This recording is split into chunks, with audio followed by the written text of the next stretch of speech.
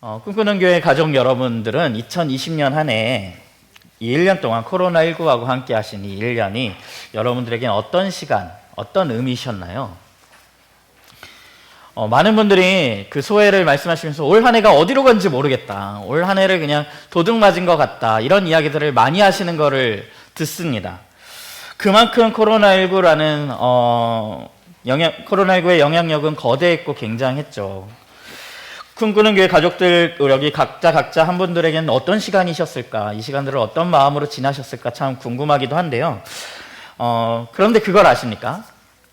여기 앉아 계신 한 분 한 분이 지난 1년을 경험한 그 1년이란 시간이, 여러분들의 시간이 각자 다 비교해 보면 다른 시간이었을 거란 것입니다. 각자의 다른 경험, 다른 무게, 다른 어려움, 다른 경험 것들을 느끼면서 지나오신 시간이셨을 것입니다. 우리가 하는 말 중에 사람이 죽음 앞에서 다 평등하다라는 말을 하잖아요. 사람이 죽음 앞에서는 다 평등하다라는 말을 하는데 과연 그럴까요?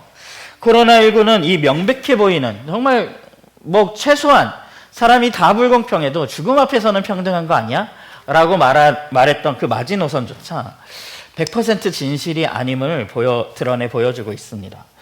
코로나19와 함께 벌어지는 여러 광경들을 보고 있노라면 정말로 죽음 앞에서 모두 평등한가? 그 말조차 사실이 아님을 알게 됩니다. 흔히 생각할 땐 질병이란 것은 어떤 사람의 옷을 보고 찾아오는 것도 아니고 사람의 어떠함을 보고 찾아오는 것이 아니기 때문에 모두에게 공평한 어려움, 재난, 공평한 재앙이 아닌가라고 생각하기 쉽지만 실제로는 그렇지가 않습니다. 코로나19를 통해 우리가 확인하고 있는, 이 기간 동안 우리가 확인하고 있는 광경은 질병조차 우리에게 공평하지 않다라는 것입니다. 겉으로 보기에는 영국 총리도 감염됐었고 미국 대통령도 걸렸다고 하고 세계적인 스타들도 감염되어서 역시 질병이란 것은 인간의 어떠함과 사회적 지위와 관계없이 역시 찾아오는구나라고 생각하게 되지만, 우리의 시야를 조금 넓혀서 보면요, 세계적인 추이들과 넓은 사회적 관점을 보면요, 빈곤한 지역, 빈곤 지수가 더 높은 지역들과 비교적 부가 괜찮은, 그런 빈곤함의 정도가 괜찮은 잘 사는 지역들의 사망률의 추이를 비교해 보게 되면 매우 극명한 차이가 납니다. 2배 이상의 차이가 날 정도의 극명한 차이가 납니다. 당연히 빈곤 지수가 높은 지역들이 사망률이 훨씬 높게 나타납니다. 뿐만 아니라 코로나19는 우리가 잘 아는 대로 기저질환을 가지고 있는 사람들에게 훨씬 더 치명적이었습니다. 심장병, 당뇨, 호흡기 질환과 같은 이미 기본 건강 상태가 좋지 않았던 사람들에게 훨씬 더 위험한 병이었고, 이 기간은 훨씬 더 무서운 기간이었습니다. 아픈 사람에게 치명적인 건 너무 당연한 일 아닙니까? 라고 생각하기 쉽지만, 그런데 문제는 여러 가지 사회적 연구 통계들과 공공역학 연구 결과들을 보면 방금 말씀드린 병들의 병증의 목록들은 사회 안에서 비교적 지위가 낮고 가난한 사람들이 훨씬 더 많이 가지고 있는 기저질환이라는 데에 문제가 있습니다. 이것은 이런 코로나 상황 속에 벌어지는 불공평이란 단순히 경제적인 고저로만 나타나는 것이 아니라 각 사회 안에서 다수자가 아닌 소수자들에게 더 많이, 한국 사회로 치면 한국인보다는 한국에 들어와 있는 다문화권 이웃들이, 그리고 노인계층과 청소년들이 좀 더 위험하고 직업에 따라서도 그 위험도가 확연하게 구분되어 다르게 나타나는 양상을 발견할 수가 있습니다. 이런 현상들이 나타나는데 여러 요인이 있겠죠.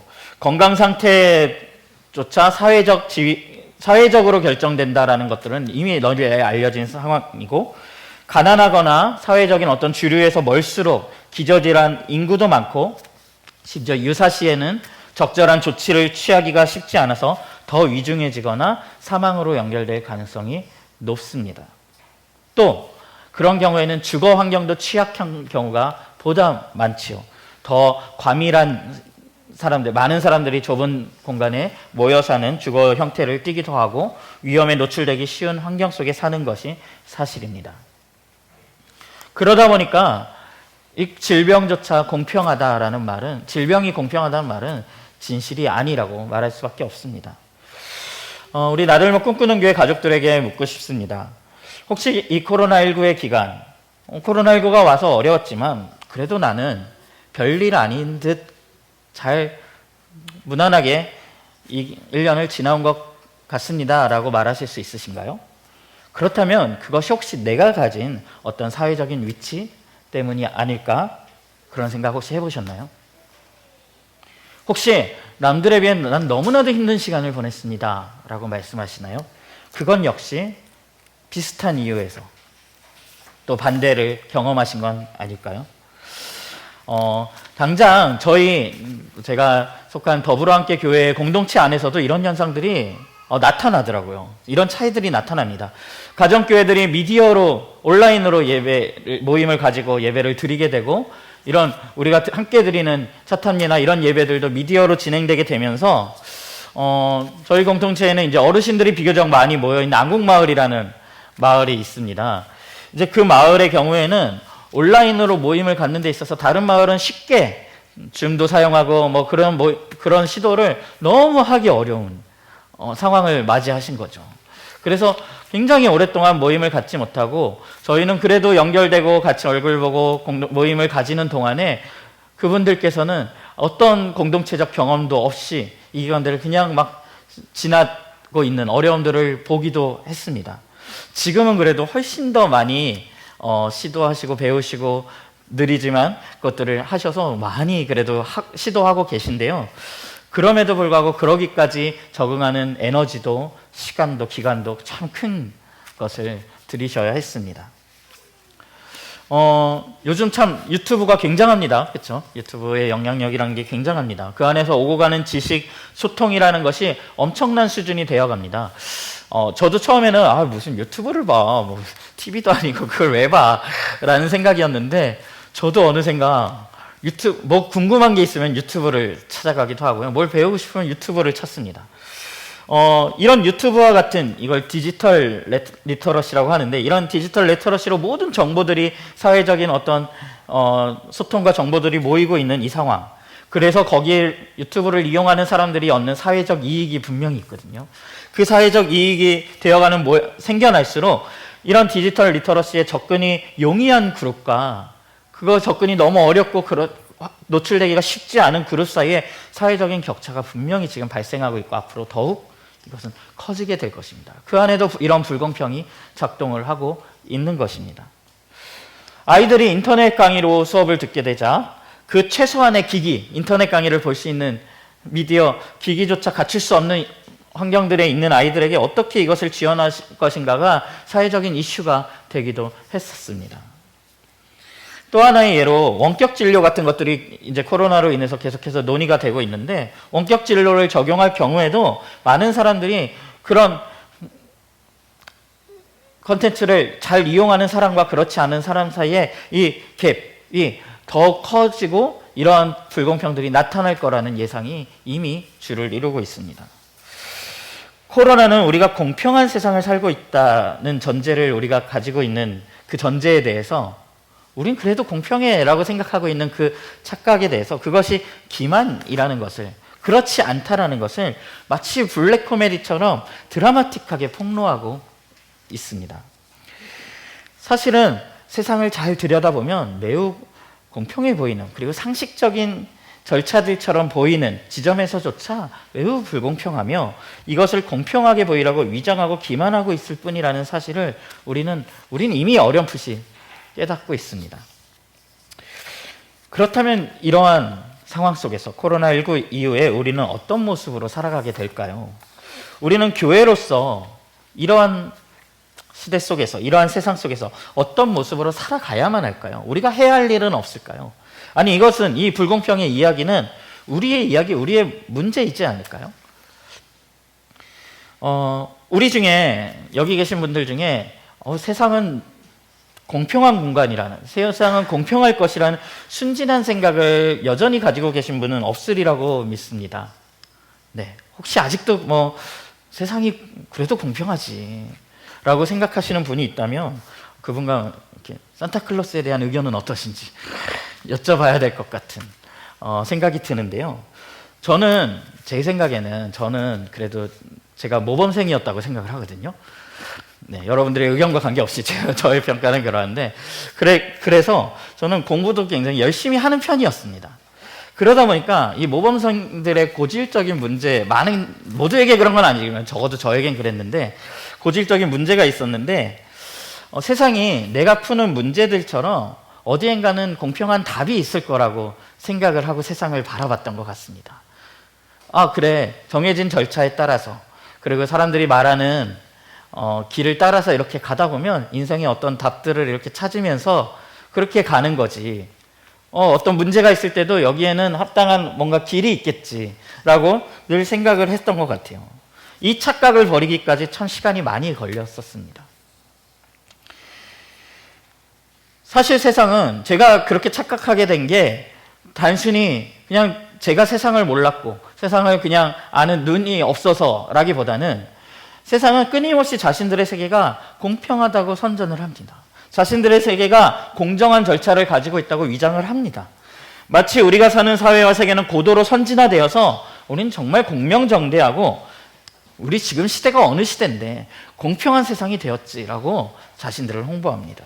함께 살아갈 길을 아는 것처럼 우리의 행복한 미래를 열어줄 수 있는 것처럼 말을 합니다만 성경이 보는 세상은 이렇습니다. 성경이 보는 세상에 대한 평가를 우리 한번 같이 읽어보기를 원하는데요. 이사야 59장 8절을 우리 설교 안에 넣어드린 그 말씀 함께 읽어보도록 하겠습니다. 시작. 그들은 안전한 길을 알지 못하며 그들이 가는 길에는 공평이 없다. 스스로 길을 굳게 만드니 그 길을 걷는 모든 사람에게 안전이 없다. 안전한 길을 안다고 말하는 그들은 사실은 안전한 길을 알지 못한대요. 그 길을 걷는 모든 사람에게도 안전이 없고 그 길에는 공평도 없고 이 선언이 뭐냐면 이 세상의 속성에 대한 예언자 이사야의 분석이고 선언입니다. 공평과 정의가 사라진 이 세상에 대한 이사야의 묘사를 우리 조금 더 읽어보겠습니다. 9절부터 11절인데요. 제가 읽어보겠습니다. 한번 눈으로 보시죠. 그러므로 공평이 우리에게서 멀고 공의가 우리에게 미치지 못한다. 우리가 빛을 바라나 어둠뿐이며 밝음을 바라나 암흑 속에서 걸을 뿐이다. 우리는 앞을 못 보는 사람처럼 담을 더듬고 눈먼 사람처럼 더듬고 다닌다. 대낮에도 우리가 밤길을 걸을 때처럼 넘어지니 몸이 건강하다고 하나 죽은 사람과 다를 바 없다. 우리 모두가 곰처럼 부르짖고 비둘기처럼 슬피 울며 공평을 바라지만 공평이 없고 구원을 바라지만 그 구원이 우리에게서 멀다. 여러분, 이사야가 묘사하고 있는 이 사회의 분위기가 느껴지십니까? 빛을 바라나 어둠뿐이며 밝음을 바라나 암흑 속을 걸어 다닐 뿐이고 앞을 못 보는 사람처럼 더듬고 공평을 바랐지만 공평이 없는 세상. 그러니까 자신들의 문명, 우리는 문명을 가졌어요. 우리는 이런 테크놀로지가 있고요. 우리는 이러한 성숙한 사회에 대한 이론들과 생각들과 경험들이 있습니다. 우리는 그래서 어둠을 밝힐 수 있고 우리는 걸어갈 수 있습니다라고 말하지만 꼬집는 대로 어둠을 바라나 암흑 속을 걸어 다닐 뿐인 마치 우리의 문명을 꼬집는 것 같은 이사야의 선언입니다.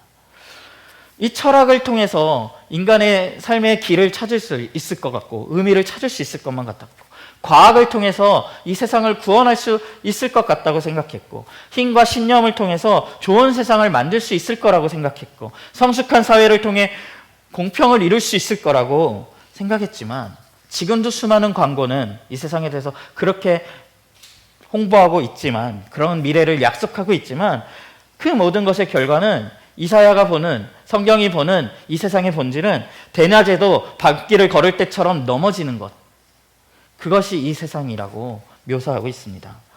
저는 이사야 이 비유, 우리의 문명을 꼬집는 이 비유가 너무 마음에 와닿더라고요. 그렇다면 세상은 왜 이런 상태가 된 걸까? 왜 그들은 어둠을 밝힐 수 없을까? 이사야서 13에서 14절에 보면 이렇게 말합니다. 우리가 죄를 짓고 주님을 부정하였습니다. 우리 하나님께 등을 돌리고 물러가서 포악한 말과 거역한 말을 하면서 거짓말을 마음에 품었고 또 실제로 거짓말을 하였습니다. 그래서 공평이 뒤로 밀려나고 공의가 멀어졌으며 성실이 땅바닥에 떨어졌고 정직이 발붙이지 못합니다. 그러니까 하나님으로부터 등을 돌렸습니다. 하나님으로부터 공평과 안전의 길, 잘 살아가는 길을 찾지 않았습니다. 이것이 지금 우리가 살아가는 세상에 대한 성경의 진단입니다. 그럼 우리가 사는 세상은요, 꼭 코로나가 왔기 때문에 이 세상이 공경에 처한 것이 아닙니다. 이미 이 세상의 문명 가운데 이 불공평함은 너무 선명하게 존재하고 있었고, 공평이란 존재하지 않는 가치, 그 어디에서도 찾을 수 없는 단어였습니다. 그래서 우리는 질병마저도 불공평하게 경험되는 기가 막힌 세상을 살고 있습니다. 로버트 라이시라는 교수는 코로나19로 인해서 4가지 정도 계급이 생겨났다고 이분이 칼럼을 쓰시며 분석을 하셨어요. 그 4가지 계급이 어떻게 되냐면, 첫 번째가 더 리모트시라는 계급인데, 이들은요 원격 근무가 가능한 사람들이에요.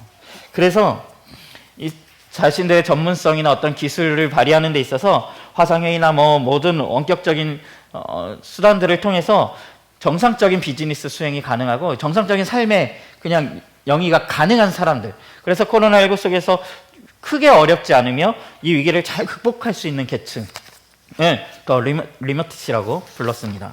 두 번째 계급은 더 에센셜스라는 사람들인데, 이 사람들은 뭐냐면 코로나19 상황 속에서 필수적인 일을 담당하는 사람들이에요. 그래서 이 사람들은 일자리가 있어요. 돈벌이도 있습니다.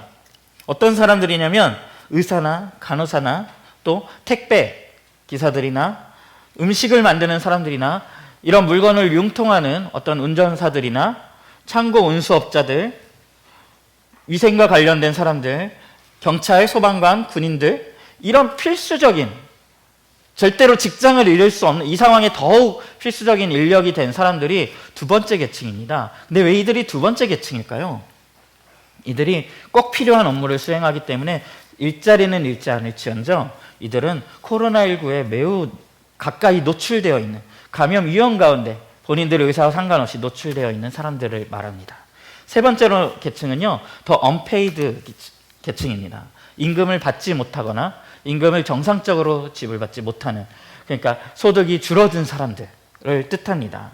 많은 사람들, 자영업을 하는 사람들, 소매업을 하는 사람들, 그리고 제조업체 직원들, 이런 사람들이 무급 휴가를 떠나기도 했고요.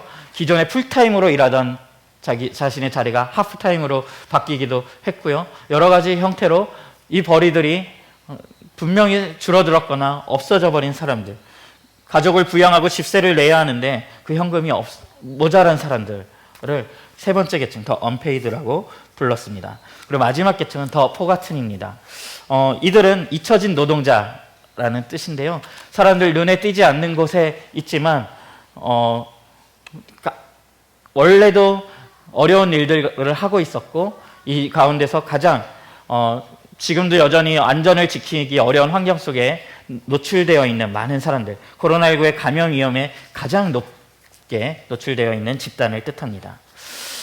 다른 형태의 분류도 있더라고요.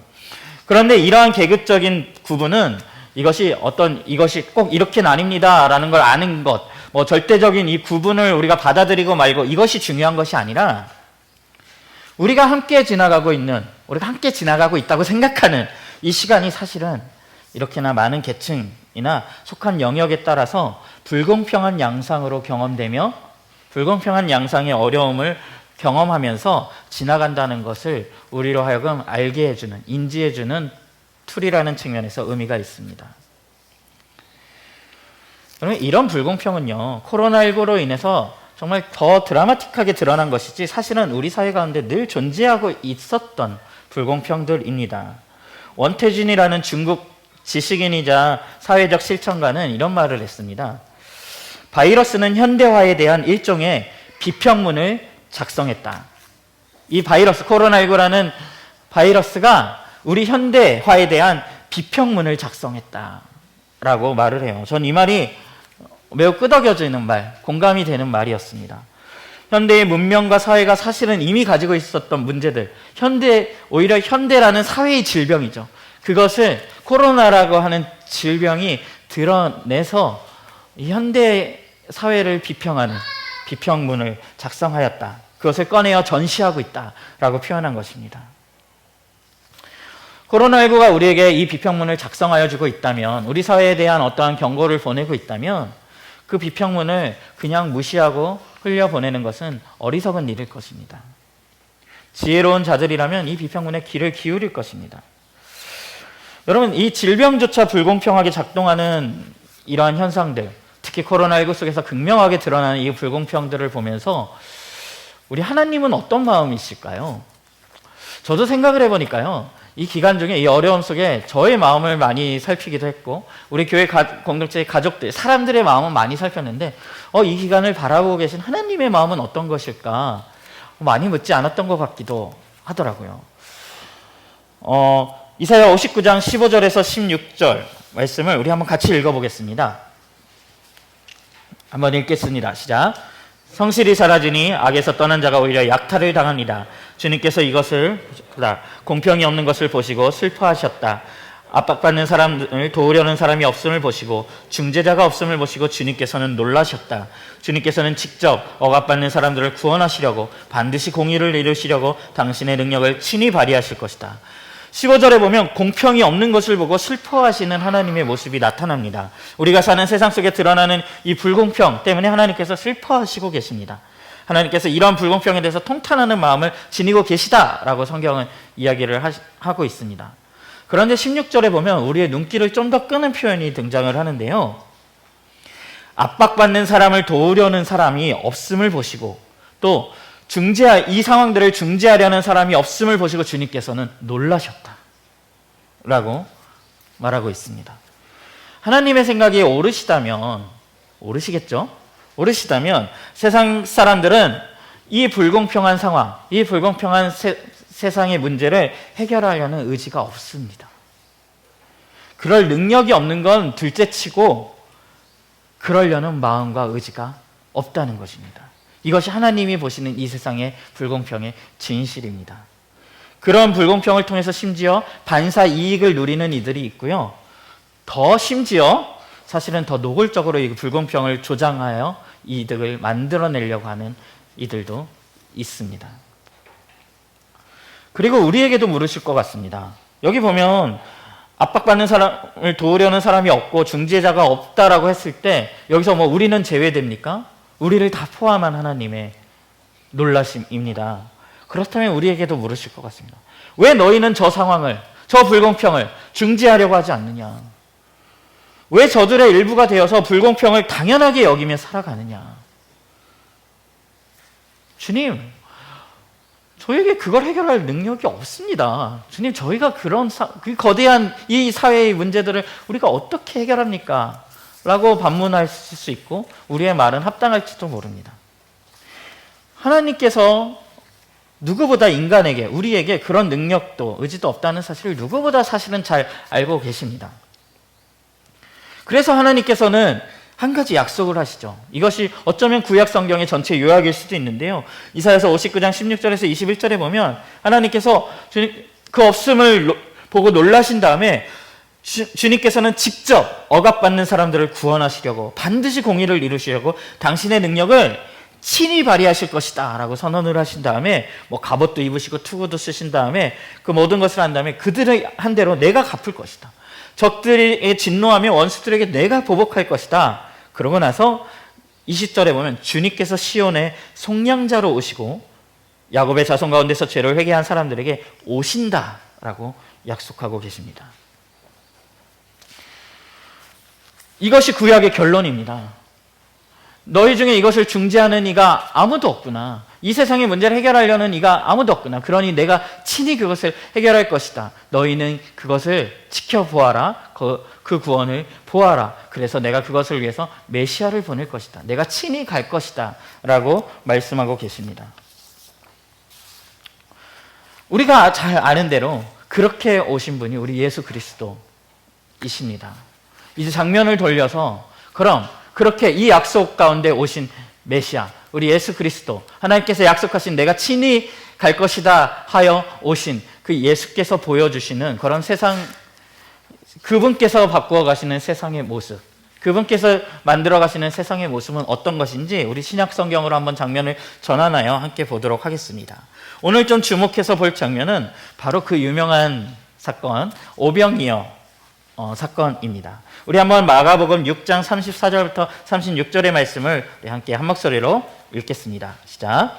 예수께서 배에서 내려서 큰 무리를 보시고 그들이 마치 목자 없는 양과 같으므로 그들을 불쌍히 여기셨다. 그래서 그들에게 여러 가지로 가르치기 시작하셨다. 날이 이미 저물었으므로 제자들이 예수께 다가와서 말하였다. 여기는 빈들이고 날도 이미 저물었습니다. 이 사람들을 해쳐 제각기 먹을 것을 사 먹게 근방에 있는 농가나 마을로 보내시는 것이 좋겠습니다. 자, 상황은 이렇습니다. 큰 무리가 예수께 가르침을 받고 있었고 날이 저물어서 저녁을 먹어야 되는, 먹을 것이 필요한 상황이 되었습니다. 우리에게 백신이 필요한, 우리에게 공경이 온 것처럼 이들에게도 배고픔이라는 공경이 왔습니다. 이야기의 시작은 이렇습니다. 제자들이 예수께 와서 이렇게 말을 합니다. 날도 저물었으니 사람들을 가까운 마을로 흩어서 제각기 음식을 사 먹도록 하는 게 좋겠습니다. 라고 제자들이 예수님께 그 말을 꺼내는 것으로서 이 사건이 시작됩니다. 너무 상식적이고 당연한 제안. 어떻게 보면은 배고픈 이들의 마음을 헤아린 심지어 배려 깊은 제안인 것 같습니다. 그런데 제자들의 말을 사실은 제자들의 말에 담겨진 함의들과 전제들을 우리가 유심히 보고 있노라면, 잘 보게 되면 제자들의 이 제안은 불공평한 사회를 만들고 불공평한 사회를 유지시키는 데 있어서 필수적인 두 가지의 축을 이들이 여기서도 제시하고 있고 그것을 심지어 강화하고 있는 것을 우리는 발견할 수 있습니다. 첫 번째는요, 사람들에게 제각기 저녁 식사를 사 먹으라고 말함으로써 저녁 식사라는 그 가치 있는 것을 갖기 위해서는 돈이 있는 사람들이 그 돈을 내고 사 먹는 것, 저녁 식사란 돈을 내고 사 먹는 것이라는 전제를 지금 만들어서 강화하고 있습니다. 제자들은 이때 분명히 우리 공동체 안에, 여기 모여있는 이 그룹 안에 양식이라는 자원이 부족하다라고 믿고 있었고, 우리가 아는 상식도 마찬가지죠. 우리는 무언가 부족할 때 그것을 경쟁에 의해서 분배해야 된다는 방식에 길들여져 있었습니다. 그래서 어떻게 경쟁을 통해서 분배할 것이냐, 어떤 경쟁이 가장 효율적이고 어떤 경쟁이 가장 공정한가를 고민하죠. 그 일을, 여러분, 경쟁을 하는 데 있어서 가장 효율적이고 가장 많이 사용되는 것이 뭐라고 생각하십니까? 경쟁에 있어서 가장 효율적인 방법은 돈이라고 부르는 비인격적인 매개물을 이용하는 것입니다. 우리는 이 돈이 너무나 지금 당연스럽게 여겨져서 그것을 낯설게 보기가 굉장히 힘든데요. 이 돈이라는 중간 매물을 이용하는 데 있어서 이 메커니즘은 굉장히 사실은 교묘한, 편리하기도 하지만 교묘한 의미들을 가지고 있습니다. 세계 전역에 있어서 예를 들어 어떤 양식을 나눠야 된다라고 우리 생각을 해봅시다. 그랬을 때 정부에서 이 양식을 나누는데 이쪽 그룹에게 더 많이 주고 싶은 거예요. 그래서 다 줄을 세워서 두 줄로 이렇게 이쪽 분들을 한 줄, 이쪽 분들을 줄을 세워서 이쪽 줄에는 제가 양식을 정부라고 치고 한 트럭씩 한 사람에게 다 줍니다. 그리고 이번에는 이쪽 줄에 와서 제 주먹만큼 한 명씩 다 나눠줍니다. 이것이 한 달 양식입니다 하면서 드리겠습니다. 자, 어떤 일이 일어날까요? 불공평은 너무나 쉽게 폭로가 되고 배고픔에 못 이긴 이쪽 그룹, 우리 가족들께서는 폭동을 일으키실 겁니다. 그렇죠? 이런 일이 일어날 것입니다. 그런데요, 그것을 양식으로 주지 아니하고 이번에는 돈으로 드린다면, 돈이라는 부피도 작고 눈에 잘 보이지 않는 그 수단을 통해서, 그리고 직접적이지 않은 수단을 통해서 돈을 주는 것으로 이 분배를 해결하겠습니다. 그렇게 되면 이분들이 사실은 얼마 받은지 이분들이 알 수도 없습니다. 그렇죠? 지금 분배가 어디로 어떻게 흘러가는지 다 알지 못하고요, 저분들이 양식을 얼마를 샀는지도 서로 잘 알지 못하실 것입니다. 그리고 돈이라는 매개물이 한 단계를 건너서 양식이라는 이 직접적인 연결로부터 한 발짝 떨어져 있기 때문에 그 현실에 대한 인식이 직접적으로 되지가 않습니다. 그래서 돈이라는 비인격적인 매개물이 우리의 불의의 현실을 가려놓기에, 현실로부터 떼어놓기에 굉장히 좋은 수단이기 때문에 많은 사람들은 실제로 불공평한 어떤 분배가 이루어졌다고 해도 여기 계신 그룹들께서 어떤 변화를 줘야 된다거나 이것을 바꿔야 돼, 이건 불공평해라는 인식을 쉽게 가지기가 쉽지 않으십니다. 돈을 받으시고서는 그렇게 생각하실 거예요. 돈이 좀 모자른데? 근데 이 세상은 원래 결핍이 기본적인 전제잖아요. 그것에 대해서 그렇게 의심하지 않으실 것입니다. 누군가는 쓰고도 남을 만큼 받았다라는 사실에 대해서 크게 의심하지 않으십니다. 불의가 있음에도 불구하고, 분명 이 가운데 불공평한 분배가 있었음에도 불구하고 이 세상은 결핍이 지배하는 것이 당연하다라는 믿음 때문에, 돈은 원래 모자란 것이지 라는 믿음 때문에 왜 그것이 부족한 것인지 원인에 대해서 묻지 않습니다. 그것을 밝히지 않는 상황이 벌어집니다. 예전에 중남미 쿠바를 해방시키기 위해 운동을 했던 호세 마르티라는 분의 이런 말이 있어요.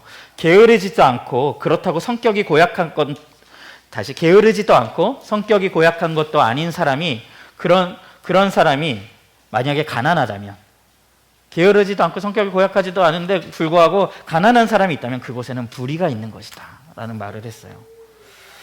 예수님의 제자들 역시 이 돈이라는 수단을 통해서 제각기 음식을 사 먹는 것이 너무나 당연하다라고 여겼고, 양식은 우리 안에 양식이 골고루 돌아갈 수 없다라는 전제가 너무나 당연하게 그들에게 전제되어 있었습니다. 그래서 그들은 이런 제안을 한 겁니다. 그들에게 돈을 통해서 먹을 수 있는 자들은 더 먹고 못 먹는 자들은 못 먹는 그것을 요구하시죠. 두 번째로, 여기서 예수님의 제자들은 이 제안을 통해서 또 한 가지 불공평의 기반을 마련하고 있는데요. 제자들은 사람들이 제각기 저녁을 사 먹기를 원했을 뿐만 아니라 그들을 흩어버리라는 제안을 합니다.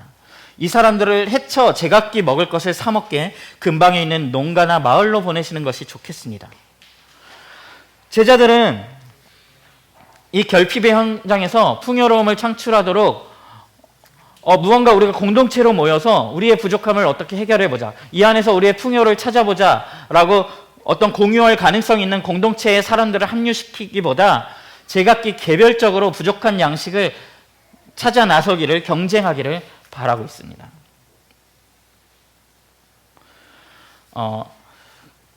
한 취업 전문가가 요즘 젊은이들의 취업 사태를 보면서 이런 말을 합니다.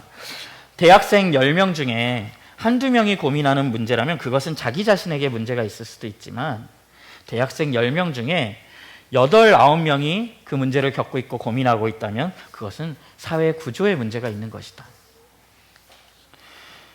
그렇다면 이 구조 자체에 접근을 해야 해결도 있겠죠.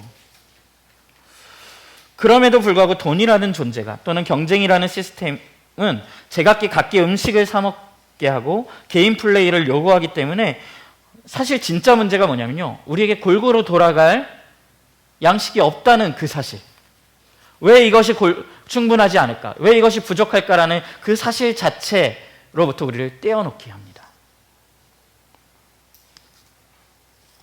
그래서 세상은 교묘한 방식으로 상식을 만들어내는데요, 이 세상의 상식, 사실은 사실이 아닌 각자 도생이 공평이다라는 상식을 만들어내서 우리를 기만합니다.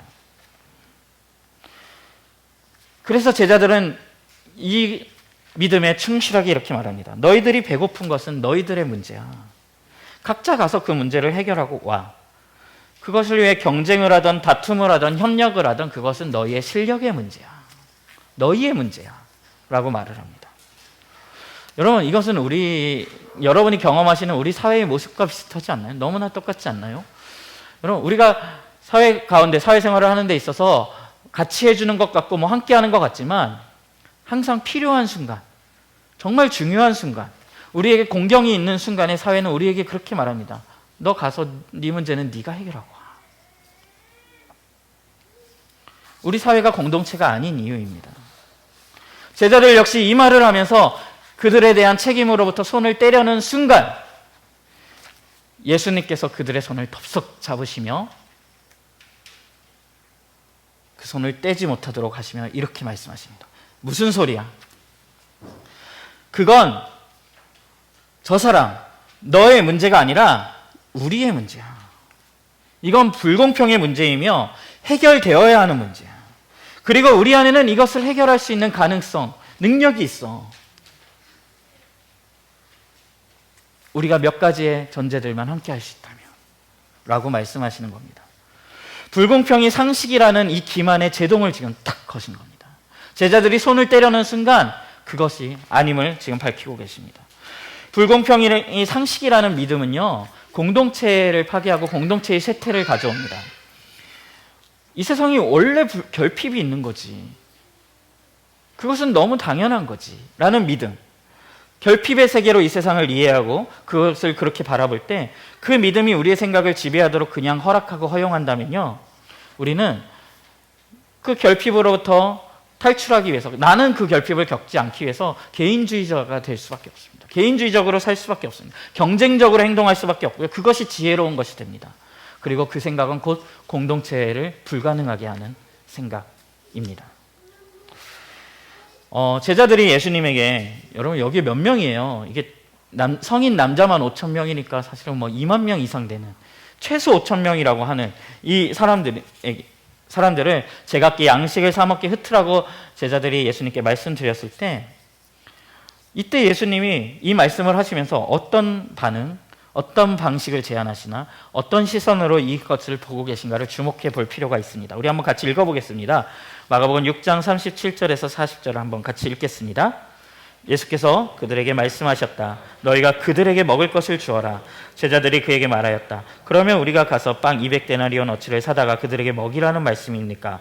예수께서 그들에게 말씀하셨다. 너에게 빵이 얼마나 있느냐? 가서 알아보아라. 그들이 알아보고 말하였다. 빵 5개와 물고기 2마리가 있습니다. 예수께서는 제자들에게 명하여 모두들 떼를 지어 푸른 풀밭에 앉게 하셨다. 그들은 100명씩 또는 10명씩 떼를 지어 앉았다. 제자들에게 뭐라고 하십니까? 여기 중요한 말을 하시는데요. 너희가, 누가? 너희가 그들에게 먹을 것을 주라고 말씀하십니다. 너희가. 여러분이 제자라면 이 예수님의 요청, 너희가 먹을 것을 줘라 라는 요청을 받았을 때 여러분의 느낌은 어떠실 것 같으세요? 황당하지 않습니까? 어떤 제자들은 매우 기분이 상했을 수도 있습니다. 아니, 이분이 여태 우리를 형제요, 난 너희를 위해 죽을 수도 있다 하시던 분이 내 경제 형편이 어떤지도 모르시는 거야? 내 상황도 모르시는 거야? 나에게 관심도 없으신 거야? 내가 어떻게 그들에게 뭘 줘? 아니, 뭐야, 내가 되게 가진 게 많은데 마치 그걸 감춰두고 나누지 않고 있다고 지금 말하시는 거야? 이렇게 생각할 수도 있죠. 뭐야, 지금 테스트야? 지금 내가 어떻게 반응하는지 떠보시는 거야? 라고 생각할 수도 있습니다. 예수님의 진짜 의도는 무엇일까요? 이들을 놀리시고 계신 걸까요? 아니요.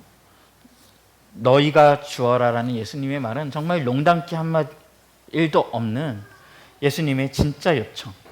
예수님은 제자들이 먹을 것을 줄 수 있다라고 생각하시는, 그 힘이 진짜 있다라고 믿고 계신 그 믿음으로 지금 정말 요청과 명령을 하고 계신 거예요. 제자들이 이 저녁 식사의 문제를 군중에게, 각자 개인에게 떠넘기려고 하는 그 시도를 막으시고 그것을 떠넘기도록 내버려 두지 않으시고 그 문제를 다시 제자들의 손에 돌려주고 계신 거예요. 너희가 주어라.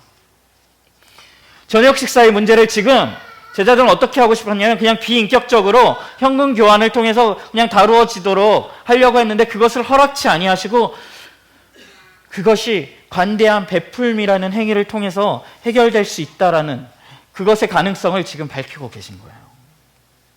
예수님은 지금 사는 행위를 주는 행위로 바꾸고 계시고 경쟁하는 행위를 자신의 것을 내어놓는 행위로 바꾸고 계시고 공동체의 풍성함을 그 안에서 창출하실 수 있다는 생각을 지금 전하고 계신 겁니다. 거기에서 바로 그 지점에서 불공평을 넘어설 수 있는 가능성이 발생합니다.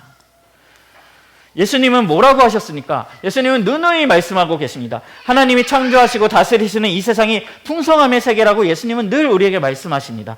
그래서 뭐라고 하세요? 공중에 나는 새를 보라, 들에 핀 꽃을 보라. 그들을 돌보시는 하나님께서 너희를 입히고 먹이시지 않겠느냐? 먼저 그의 나라와 그의 의를 구하라. 그리하면 이 모든 것을 너희에게 더하실 것이라고 말씀하시는 분이 바로 예수님이십니다. 여러분, 여기서 약속하신 거, 너희를 먹이고 입히시지 않겠느냐, 들에 핀 꽃을 보아라 하실 때 여기서 주어지는 그 약속들은 이것이 어떤 상대적으로 주어지는 것입니까? 경쟁을 해서 주어지는 것입니까? 상대적이지도 않고 경쟁을 통해 주어지는 것도 아닙니다. 이 말씀에 의지하여 그의 나라, 공동체의 나라, 하나님의 나라를 이루는 모든 이들에게 허락되는 풍성함을 말씀하고 계신 것입니다.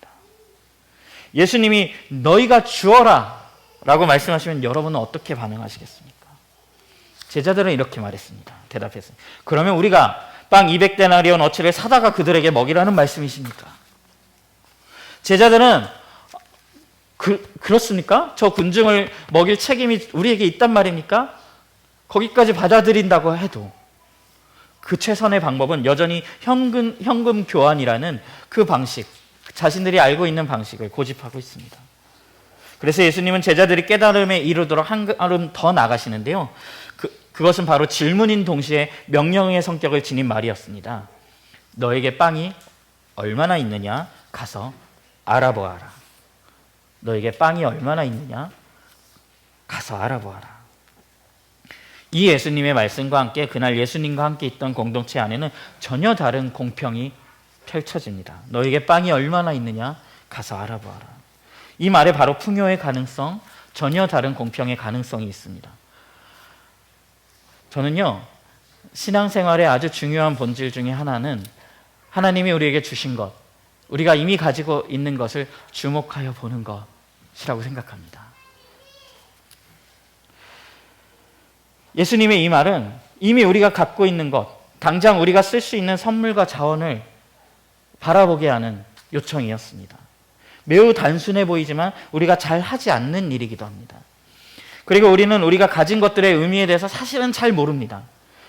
공짜로 누리고 있는 것들이 무엇인지도 사실은 잘 깨닫지 못하고 있는 경우가 더 많습니다. 너에게 빵이 얼마나 있느냐? 가서 알아보아라.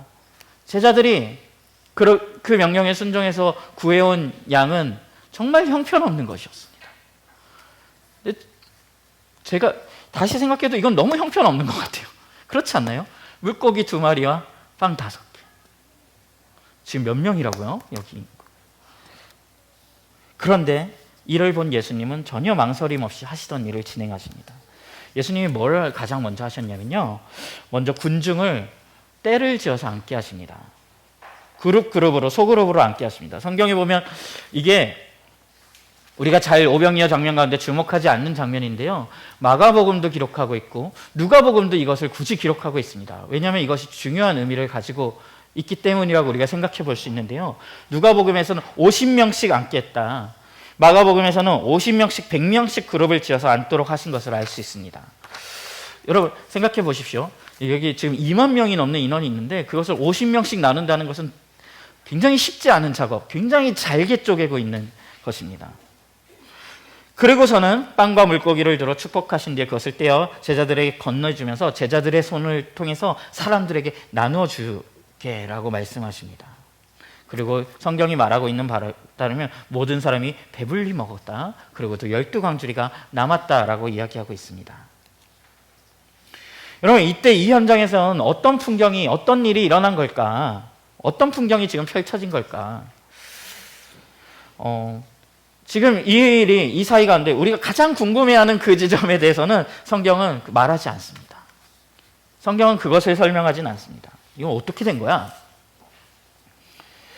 그래서 많은 경우에 떡을 떼어도 그 떡이 줄어들지 않는 기적이 일어났다라고 가르치기도 하지만 그건 역시 성경에 나와 있지 않은 일입니다. 성경에 나와 있지 않은 부분에 대해서는 우리는 당연히 신비의 영역을 그냥 남겨놓고 그냥 그것에 대해서 모르는 것으로 덮어주는 것이 좋을 것 같습니다. 그런데 이 사이의 일을 상상해 볼 수는 있죠. 상상해 볼 수는 있을 것 같습니다. 그래서 저도 상상을 해보자면 이런 장면들이 있었을 것 같습니다. 저는 예수님께서 왜 사람들을 50명씩, 100명씩 앉도록 했을까? 그것이 궁금하고 또 왜 복음서 저자들은 이것이 중요하다고 생각해서 마가복음 저자도 누가복음 저자도 이것을 빼지 않고 기록했을까? 여러분, 그 사람들이 그냥 예수님을 지금 여러분들처럼 저를 보고 있듯이 이렇게 쫙 2만 명이 앉아 있었을 때 그들은 그냥 군중이었고 무리였습니다. 그런데 그들이 아주 단순한 변화, 여러분들이 지금 여기서 쫙 이렇게 둘러서 이쪽 그룹 마주 보세요, 이쪽 그룹 마주 보세요 하는 순간 서로의 존재의 의미는 완전히 바뀌게 됩니다. 그것이 뭔지 아시겠습니까? 익명의 군중들이었던 그들이 얼굴을 마주하는 순간 그들은 더 이상 익명의 존재가 아닌 인격을 가진 존재가 되는 것입니다. 비인격적인 모임을 예수님은 지금 인격적인 친밀한 그룹으로 바꾸어 놓으신 것입니다. 여러분, 실제로요, 익명성을 가진 집단과 인격성을 가진, 그 인격적 관계를 가진 집단, 이 두 집단은 완전히 다른 존재라는 것을 아십니까? 익명성을 지닌 집단이 인격성을 지닌 무리로, 관계적 무리로 바뀔 때 여기에서는 엄청난 에너지가 발생합니다. 엄청난 활력과 에너지가 발생을 합니다. 실제로 그 공터에서 어떤 일이 일어났을까요? 여러분, 사실 생각해보면 이 당시에 뭐 멀리서 와봤자 얼마나 멀리서 올 수 있었겠습니까?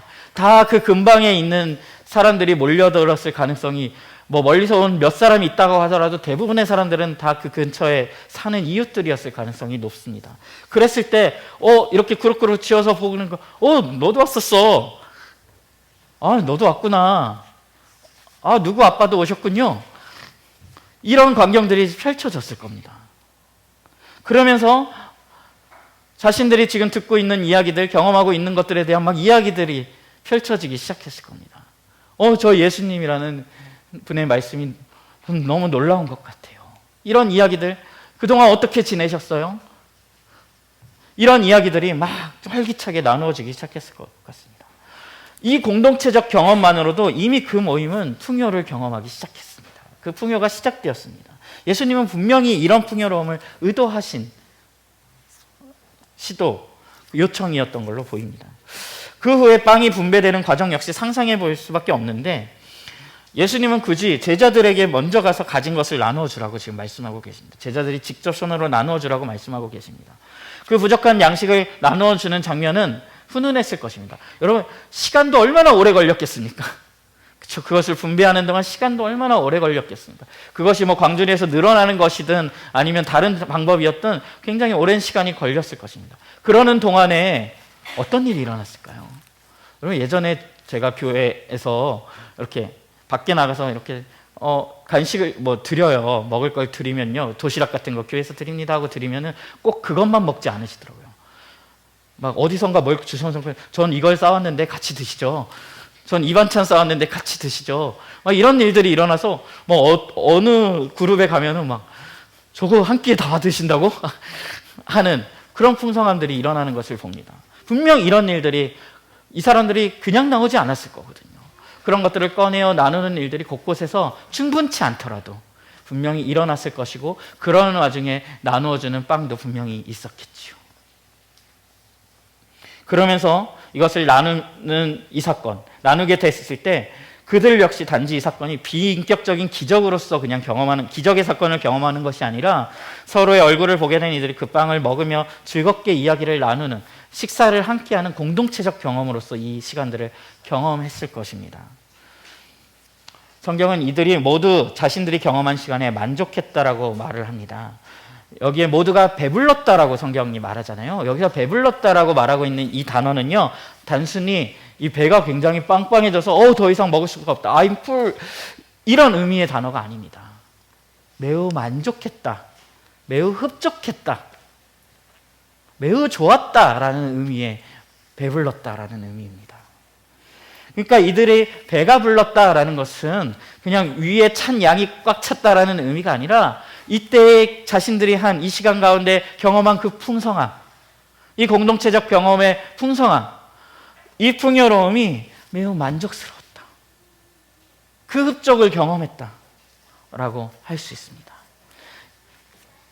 여러분, 하나님께서 약속하시는 풍요로움, 풍성함, 풍요의 세계, 하나님이 우리에게 주시고자 하는 만족함, 하나님께서 우리에게 허락하시고 원하시는 선물은요, 우리에게 주시려는 세계는요, 이 만족함이 있는 세계입니다. 그리고 그 만족감은 또 다른 만족감을 만들어내는데요, 풍요의 세계, 이 건강하지 못한 그냥 자기 배를 채우는 풍요 말고 정말로 하나님이 의도하신 그 만족감, 그 풍요를 경험했을 때 사람들은 이렇게 생각합니다. 너무 충분하다. 나도 받았으니 나누고 싶다. 나누어 보니 더 풍요롭다. 이것이 하나님이 의도한 풍요의 세계 풍경입니다. 그런데 우리가 살아가는 세상은 사실 공평이라는 단어를 사실은 다른 의미로 이 공평을 이루어가는 경우가 많죠. 나도 당했으니 너도 당해봐라. 많은 군대에서 갈굼이 끊이지 않는, 맨날 이등병들은 다 결심을 해요. 난 선임 되면 난 병장 되면 저러지 말아야지.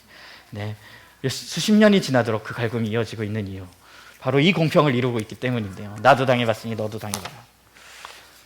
이런 공평이 아니라 여기에 모인 사람들이 경험했을 그 공평을 한번 상상해 보시기 바랍니다.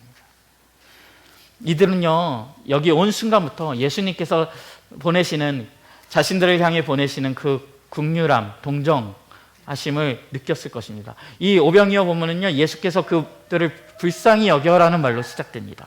그리고 예수님께서 그 사랑을 담아 그들에게 가르침을 주시고 말씀을 먹이신 다음에 그들을 그룹 지어 주시고 인격적인 만남, 그 작은 만남들을 가질 수 있도록 해주시며 그들과 함께 먹고 나누는 즐거움을 맛보도록 해주었습니다.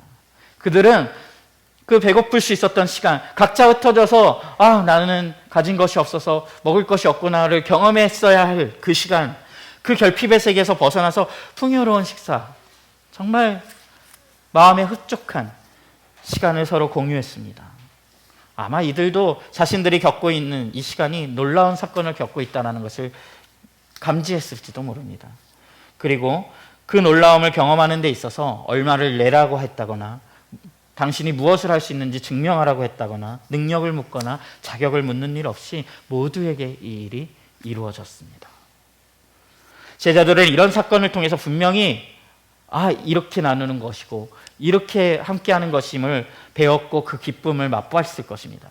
그렇기 때문에 이후에 사도행전에 갔을 때 그 제자들이 세워나가는 그리스도를 따르는 공동체들이 서로의 것을 통용하는 일을 시도하고 그것을 함께 이루어가는 모습이 이런 경험, 이런 기쁨을 통해서 이어졌을 거라는 생각이 듭니다.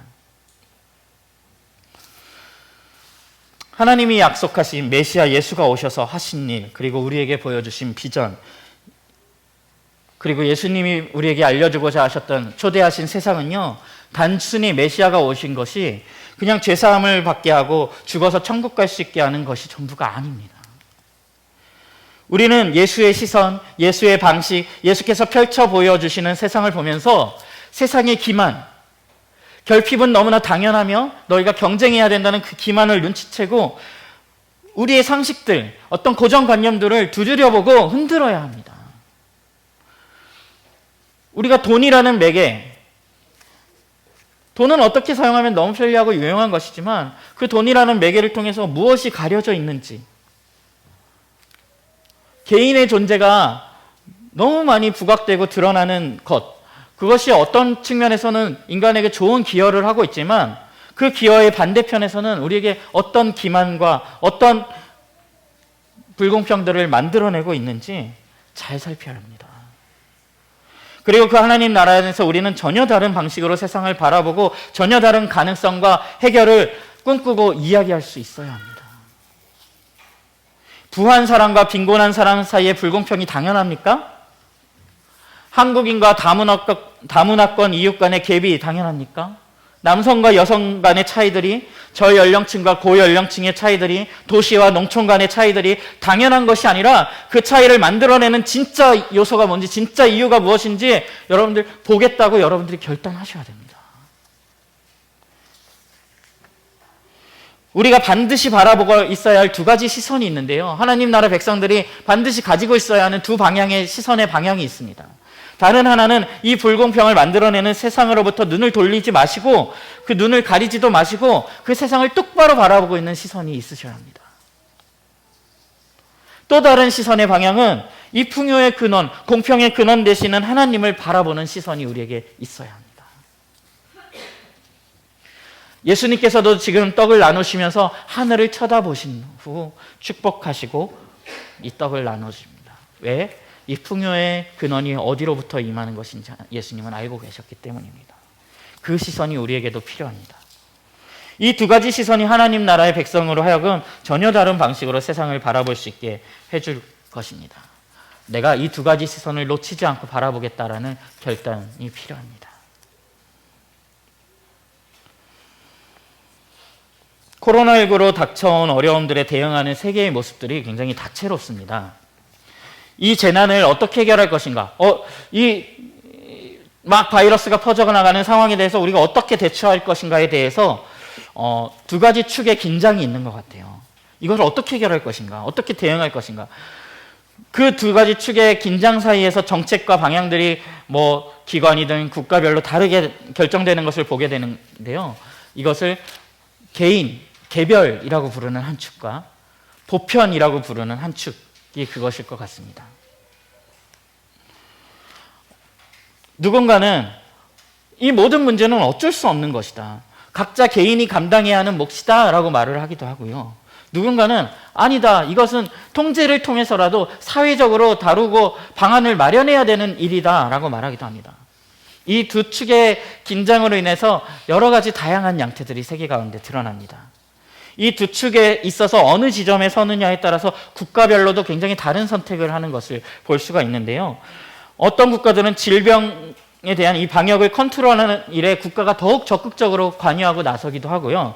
스웨덴 같은 나라에서는 우리가 집단 감염이라고 불렀잖아요. 그들이 그렇게 불렀기 때문에 집단 감염이라는 방법을 선택하는데 우리 눈에 다소 어처구니 없어 보이는 선택을 했었는데 이들이 선택한 가치는 사실 그 문제에 있어서 개인의 자유의 손을 들어준과 동시에 이 코로나로 인한 피해 그리고 그것을 막는 가치보다 이 경제적 상황들이 정지되는 상황, 그 위기를 더 크게 본 것입니다. 그래서 전문가들은 이쪽과 이쪽의 선택이 어느 쪽이 옳았다라고 섣불리 말할 수 없다라고 말을 합니다. 이것은 보다 더 장기적인 관점에서 이것들이 각 사회에 어떤 영향을 미칠지 장기적으로 지켜봐야 하는 것이다 라고 말을 하고 있습니다. 여러분은 어느 편이 더 마음에 드십니까? 정답은 그 사이에 어디에 있을지도 모르겠지만 우리는 그 답을 알 수 없습니다. 그 답을 내리지도 못하겠죠. 그런데 이 긴장, 개별과 보편이라는 이 긴장, 사실 이 두 가지는요, 단순하게 말하기에는 너무 오래전부터 있었던 논의의 축이고 정말 많은 이론들과 사회적 논의들이 이 안에 이미 쌓여져 왔습니다.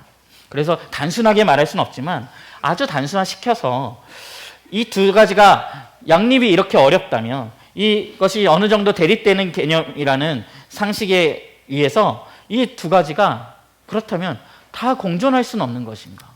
이 두 가지의 가치가 조화를 이룰 수는 없는 것인가? 라고 질문을 던져봅니다. 즉, 보편적 공평을 이루면서도 어떤 개인의 개인됨, 개인적 자유도 보장될 수는 없는 것인가? 다시금 예수께서 펼쳐 보이신 떡과 물고기를 나누게 하신 그 광경이 떠오릅니다. 서로를 마주보고 하나님의 풍요를 경험하는 그 경험. 마가복음 본문에 나와 있지는 않지만 이게 요한복음에 나와 있는 이야기거든요. 우리는 이 물고기 2마리와 빵 5개가 어디로부터 온 건지 여기 계신 대부분의 분들이 알고 계십니다. 그쵸? 이게 누구 건지 알고 계시죠? 한 소년의 도시락이었습니다. 그런데 그 물고기 2마리와 빵 5개가 원래 누구 거였는지 우리 모두가 알고 있다는 사실이 굉장히 놀랍지 않습니까? 이게 뭐라고? 그 아무것도 아닌 도시락, 그걸 우리가 기억하고 있는 겁니다. 여러분, 세상의 기준으로 말하면요, 그 물고기 2마리와 빵 5개는 아무런 가치도 없는 것입니다. 이 문제 해결에 전혀 보탬이 되지 않거든요. 이 상황을 전혀 해결하지 않는, 아무 의미 없는 무가치한, 그래서 값을 매겨주지 않는 존재입니다. 세상은요, 정말로 그것이 작고 문제 해결에 너무 작은 것일 때, 그것이 너무 미미한 것일 때 그것을 정말 의미 없다 말하고 가치를 매겨주지 않습니다. 제가 요즘 주변에 공무원 시험을 준비하거나 임용고시를 준비하고 계신 우리 공동체의 가족들이나 형제 자매들을 보면서 느끼는 게 있는데, 그분들이 가지는 가장 큰 두려움이 있더라고요. 정말 열심히 몇 년씩 준비했는데 0.1점 차로 떨어지든, 정말 택도 없이 큰 점수 차로 떨어지든 떨어졌다라는 사실 앞에서 공평하다라는 것입니다. 그동안의 수고와 노력과 실력, 그것이 0.1점 차로 아깝게 떨어지는 데까지 쌓았던 그 노력이 어떤 것으로부터 보상되지 않는다는 거, 떨어지는 순간 그 모든 것은 그냥 쓸모없는 것이 되어버린다는 거, 정말 뼈를 깎으며 보낸 이 시간들이 내 인생에 가장 쓸데없었던 시간이 되어버릴 수 있다라는 두려움, 그것이 가장 큰 공포로 그 어려움을 주는 것을 봅니다. 세상은요, 충분치 않은 것들에 대해서는 무가치하다라고, 무의미하다라고 그 값을 매겨버립니다. 작은 것들에 대해서는 소용없는, 쓸데없는 것이라는 가치를 매깁니다. 그러다 보니까 우리는 여전히 그 세계 안에서 우리가 할 수 있는 일이 너무 작고, 그래서 우리는 할 수 있는 일이 작습니다라고 말하지 않습니다. 할 수 있는 일이 없습니다라고 말합니다. 우리 나들목 꿈꾸는 교회가 이 세상의 불공평을 해결하겠다고요? 여기 계신 분들 다 모여봤자 몇 명 된다고요? 뭐 얼마나 대단한 분들이 모였다고요? 세상에선 분명 무가치한 일, 쓸데없는 일, 무의미한 일이라고 말할 것입니다. 그러나 하나님 나라에서 물고기 2마리와 빵 5개는 쓸모없는 것이 아닙니다. 지금까지 우리 모두가 기억하는 물고기 2마리와 빵 5개, 이것을 기억하는 하나님 나라에서는 여러분의 작은 시도들, 작은 믿음들, 그것들이 얼마나 대단하냐가 중요하지 않고요. 뭐가 중요합니까? 그것이 하나님 손에 들려졌느냐, 그것이 가장 중요합니다. 아니, 그것이 전부입니다. 여러분이 코로나19 속에서 우리 공동체가 그 이후의 미래를 준비하며 어떤 의미 있는 일, 어떤 대단한 일을 할 수 있냐고요? 그것이 대단하고 안 하고는 우리가 결정하지 않습니다. 그건 우리에게 중요하지 않습니다. 풍성함은 우리가 하늘을 쳐다봤을 때, 예수님께서 하늘을 쳐다봤을 때 하나님께서 책임지시는 영역입니다. 그 세계 속에서는, 그 나라에서는 나의 존재가 작다고 한탄할 필요도 없고요. 내가 더 이상 쓸모없는 존재이지도 않습니다. 나라는 존재의 가치를 온전히 인정받으며 우리가 하는 일들이 주님의 손 안에서 유의미함, 무의미함에서 유의미함으로 이어지는 아름다움 가운데 우리가 있을 수 있습니다. 여러분, 개인이 어떻게 나다울 수 있나요? 제가 가장 저다운 순간, 제가 어떻게 항상 제일 저다울 수 있을까를 생각해 보니까요. 이게 뭐 강의한 그 3대지의 2번과 3번 사이쯤 되는 얘기 같아서 제가 어디에 넣어야 될까 고민이 됐었는데 2번에서 다루고 가야 될 것 같은데요. 많은 경우 어떻게 나답게 살 수 있습니까? 라고 묻는다면, 많은 경우엔 나답게 산다는 것은 마이웨이로 걸어가고 남들에게 휘둘리지 아니하고 내가 독불장군이 돼서 살아가는 것이 나다움이 되는 것이라는 생각을 합니다. 그러나 아까 저는 어디서 그것을 느끼나요? 라고 말을 했잖아요. 공동체적인 경험을 해본 사람들의 고백은 조금 다릅니다. 가장 안전한 공동체, 가장 단단한 공동체 안에서 나는 가장 나다울 수 있습니다. 그걸 경험해 보셨나요? 사회적 평가 위협이라는 용어가 있어요. 사회적 평가 위협. 이게 불평등이 심한 사회일수록 높게 나타나는 것인데요. 불평등이 심한 사회일수록 타인의 시선을 의식하게 되고 눈치를 보면서 살아갑니다.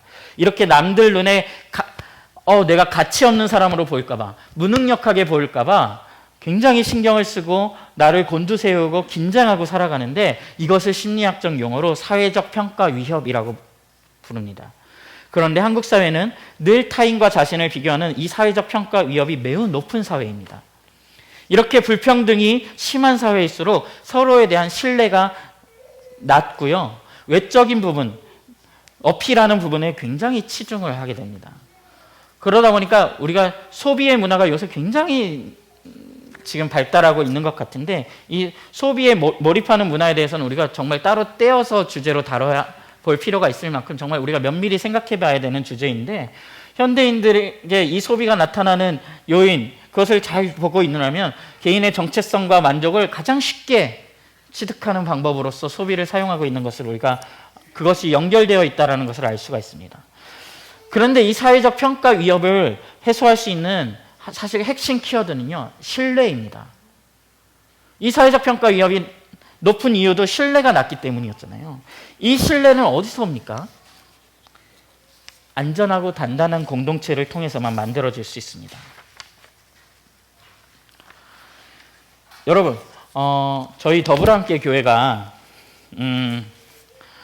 사실 나들 꿈꾸는 교회도 코로나19로 인해서 많은 어려움들을 겪으셨죠. 저희는 사실 코로나19가 아니더라도 너무 어려웠어요. 교회를 분교하고 분립하자마자 재정이 너무 어려운 겁니다. 우리 깜짝 놀랐어요. 너무 어렵네, 너무 어렵네. 어떡하지 하고 있는데 뭐 안타까운 일이지만 갑자기 대표 목사님이 부재하신 상황이 또 온 겁니다. 이걸 어떡하나 하고 있는데 이번에 코로나19가 빵 떨어졌습니다. 그때가 되니까 모르겠어요. 주님, 왜 모르겠어요. 그냥 알아서 하세요. 배째세요. 이런 심정이었습니다. 그런데 저희 사역자 공동체가 먼저 시작했고, 이거를 우리 목자님들과도 나누려고 했고, 그리고 우리 가족들에게도 계속 요청하고 있는 것인데요. 우리가 한 가지 시도하자 한 게 있었어요. 뭐냐면 할 수 있는 게 기도밖에 없어서 우리가 기도 요청을 하자고 했어요. 서로에게 기도 요청을 하자. 기도 제목을 귀찮을 만큼 끊임없이 보내자. 근데 단 한 가지 규칙이 있다. 가장 진실한 기도 제목을 보내야 된다. 나의 이걸로 인한 어떤 평가, 이걸로 인한 어떤 나의 관계적인 정치적인 어떤 계산들, 이런 걸 하지 말고, 그것에 대해서 받는 사람도 절대 그것을 그렇게 계산하지 않기로 하고 가장 진실한 기도 제목을 보내자 하고 있어요. 실제로 사역자들 공동체도 굉장히 열심히 하고 있고요. 그러다 보니까 정말 제 안에도 어떤 고백이 나오냐면 내가 경험하고 있는 이 사역자 공동체가, 그리고 이제는 그걸 넘어서 우리 목자님들과도 안전한 공동체가 뭔가 만들어진다. 내가 나를 꾸미지 않아도 그냥 나의 그냥 어려운 심정에 대해서 나눌 수 있는 관계들이 만들어진다. 그리고 저 사람이 이걸로 나를 평가하지 않을 거라는 그 안전함을 경험하는 것 같다라는 고백이 지금 점점 이루어지는 것 같아요. 우리가 외적으로는 너무 막 때려대니까 우리가 내적으로 이것을 우리가 지켜내지 못하면 우리는 정말 힘들 수밖에 없다라고 해서 시작한 일이었는데요. 사람은요, 이것처럼 안전하다고 느낄 때에만 자신을 드러낼 수 있습니다. 여러분들이 친구들 사이에서만 유재석 뺨치는 유머 감각을 가진 이유가 바로 그것입니다. 여러분 되게 재밌는 사람들이시잖아요. 그쵸?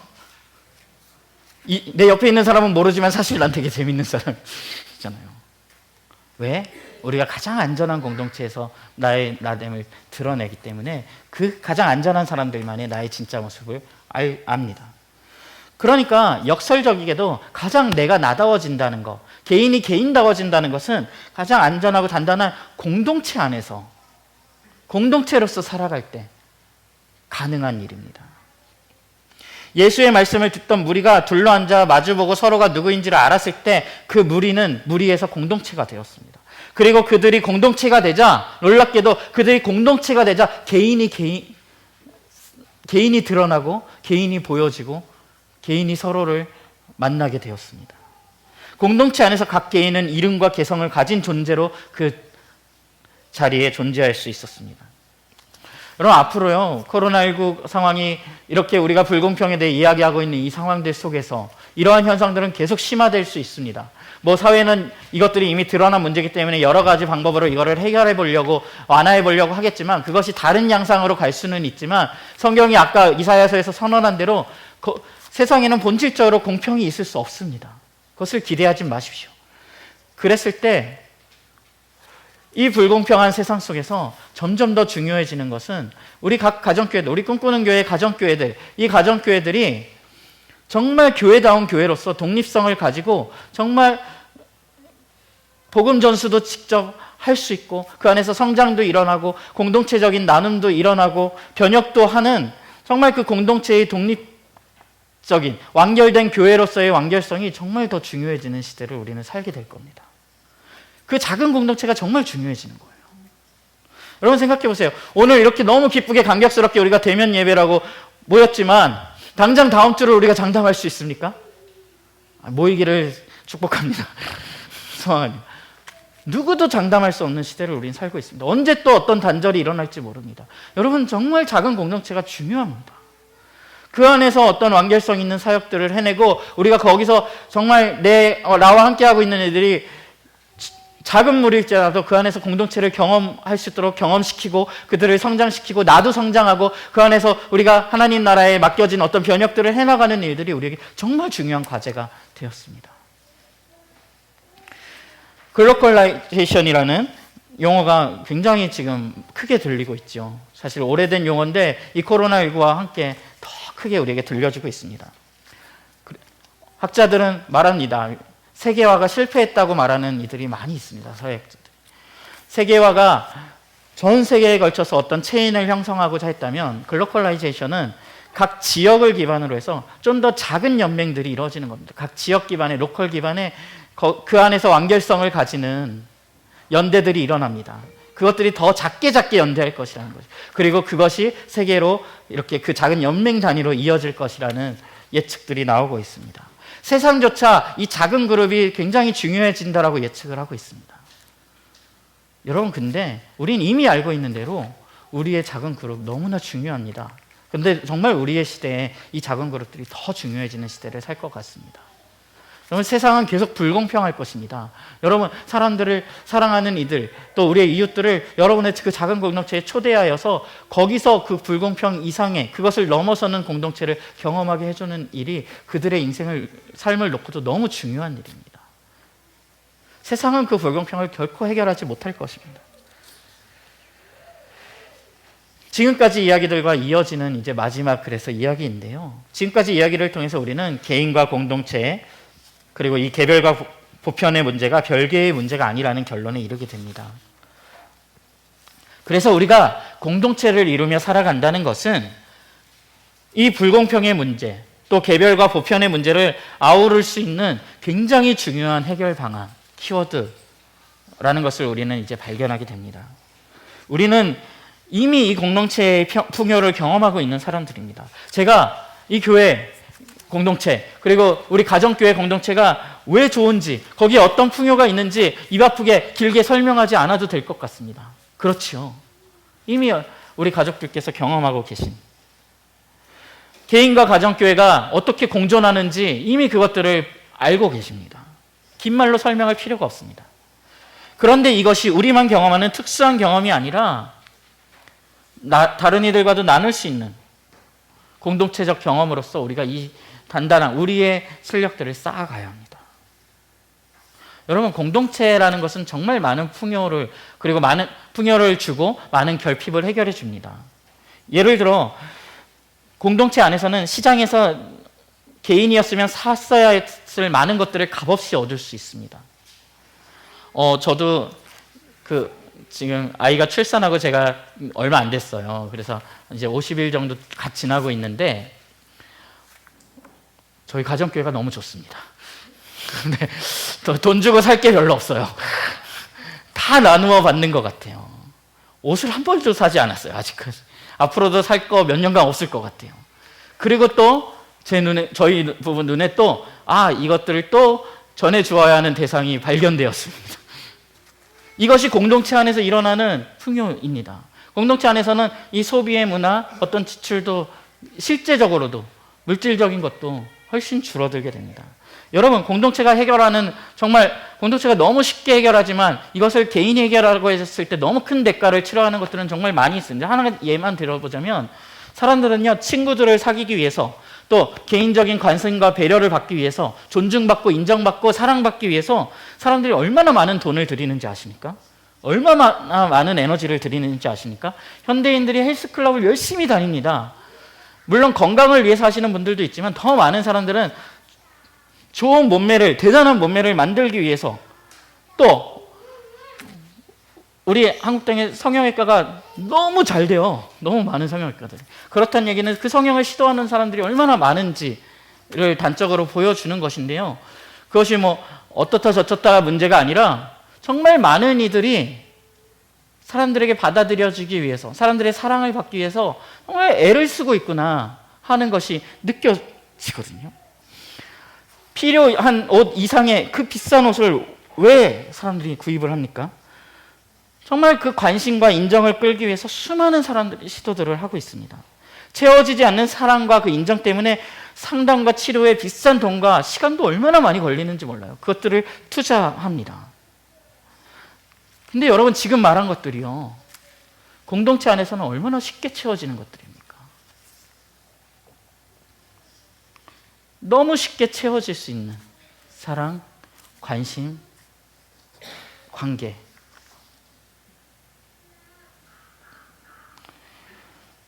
그래서 공동체와 풍요로움은 서로 손을 잡고 가는 관계입니다. 그래서 우리가 이루어가고 있는 이 공동체라는 시도, 가정교회라는 시도, 이것은 너무나 중요합니다. 본래도 중요했지만 시대적 상황은 더욱더 이 시도가 중요함을 우리에게 말해주고 있습니다. 사회적 불안은 높아지고 세상은 여전히 불공평할 것입니다. 나와 우리로 살아가는 모습의 가능성을 보여주시고 제시하는 일이 우리에게 부여된 부르심이고 사명일 것입니다. 공동체적인 삶이 무엇을 만들어낼 수 있으며 어떻게 많은 문제들을 해결하고 어떻게 다른 가능성을 보여줄 수 있는지 여러분의 삶을 통해 보여주시기 바랍니다. 저는 이 시대에 필요한 그런 공동체를 회복 탄력성을 가진 대한 공동체라고 표현해보고 싶은데요. 많은 이들이 한국 사회가 불행한, 한국 사회가 이렇게까지 힘든 사회인 이유로 회복 탄력성이 없다라는 것을 이야기합니다. 이것이 무슨 말인가요? 한국 사회는요, 한번 넘어지면 다시 일어날 수 없는 사회라는 것입니다. 그래서 사람들이 넘어지지 않기 위해서 긴장하며 걸어갑니다. 실직하지 않기 위해서, 떨어지지 않기 위해서. 저희 더불어함께 교회 헌금 내역을 보는데, 제가 꿈꾸는 교회 헌금 내역을 모르기 때문에 저희 교회 헌금 내역을 얘기해 보자면, 저희 헌금 내역을 보는데 굉장히 이 코로나 기간 중에 굉장히 놀라운 부분이 있었는데, 지정 헌금 비율이 너무 높은 거예요. 30%를 훌쩍 넘어서 거의 절반에 가깝게가 지정 헌금. 그래서 헌금 총액을 보면 예산에 맞게 헌금이 되었는데 했는데, 경상 헌금이 필요한데 헌금의 대부분 되게 많은 비율이 지정 헌금으로 드려지고 있는 거죠. 그래서 우리 가족들에게 우리 교회가 어렵다는 것을 알려야겠다라는 생각을 하기도 했지만, 농담이고요. 정말 이 지정 헌금이 이렇게 드려지고 있다라는 것은 정말 놀라운 일이라는 생각이 들었고, 기적 같은 일이라는 생각이 들었어요. 이 어려운 기간, 경제적으로 많은 이들이 실제로 본인들도 어려울 기간에 서로가 서로에게 물질을 이렇게나 많이 흘려보내고, 재정을 이렇게나 많이 흘려보내고 있구나. 만약 실직하는 가족, 경제적 어려움을 갖고 있는 가족들이 있을 때 이것이 진짜 큰 위로가 될 수 있겠구나. 이것이 용기가 될 수 있겠구나. 힘이 될 수 있겠구나. 라는 생각을 했습니다. 정말 예수님의 말씀, 너희가 주라 라는 말씀이 떠오르는 풍경이었습니다. 게다가 저희가 바나바 헌금이 많이 필요할 거니까 헌금을 많이 해주세요, 이런 요청을 했더니 정말 헌금이 많이 들어왔어요. 바나바 헌금으로 이렇게 쌓아놓은 좀 파이가 생겼습니다. 근데 그 이후에 이제 뭐가 돼야 돼요? 바나바 헌금 신청이 들어와야 되잖아요. 바나바 헌금 지원을 해주세요. 어려움이 생겨. 근데 저희 생각보다, 예상보다 너무 이 신청이 안 들어오는 겁니다. 그래서 저희는 이게 소통에 문제가 있나 보다, 저희가 소통을 충분히 못했나 보다 해서 가족들에게 다시 소통을 했어요. 근데 여전히 신청이 많지 않은 거예요. 이게 왜 그렇지 하고 조금 자세히 들여다보기 시작했는데, 많은 경우 보니까 이미 가정교회들 안에서 좀 경제적으로 약하거나 어려운 가족들을 여러 가지 방법으로 굉장히 돕고 있고 붙잡고 있고 지원하고 있더라고요. 그러다 보니까 바나바 헌금을 굳이 신청하지 않은 가족들이 너무 많았던 겁니다.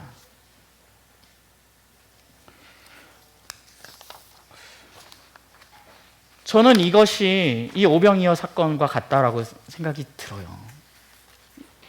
본질적으로 같은 사건이라는 생각이 듭니다.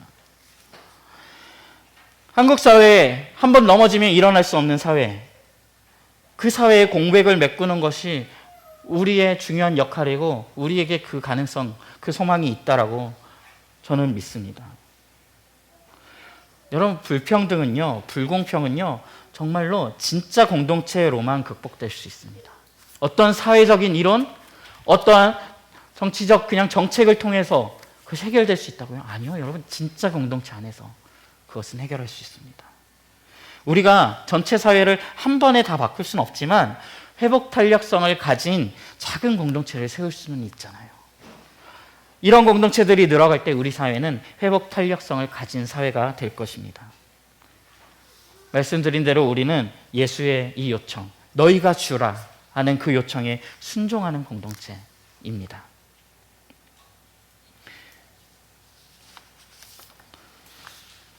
세상이 어쩌면 그런 모습 속에서 힌트를 우리 안에서 대안을 교회를 통해서 발견할지도 모릅니다.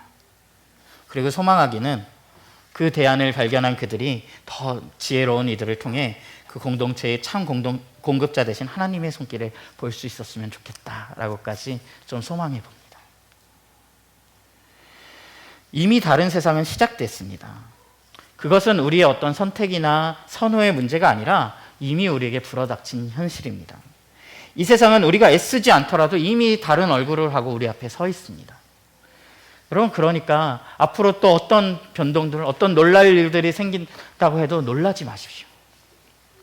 우리는 그 세상의 어떤 변화들, 세상의 달라짐보다 더 다르게, 더 큰 다름, 훨씬 더 다름으로 앞서 그 길을 걷던 사람들 아닙니까? 세상의 다름보다 더 앞서서 걷고 계시기를 부탁드립니다. 세상의 상식을 의심하시기를 바랍니다. 이 사람들을 해쳐 제각기 먹을 것을 사 먹게 보내시는 것이 좋겠습니다 라는 말에 당연하게 긍정하지 마시고 그 기만에 속지 마십시오.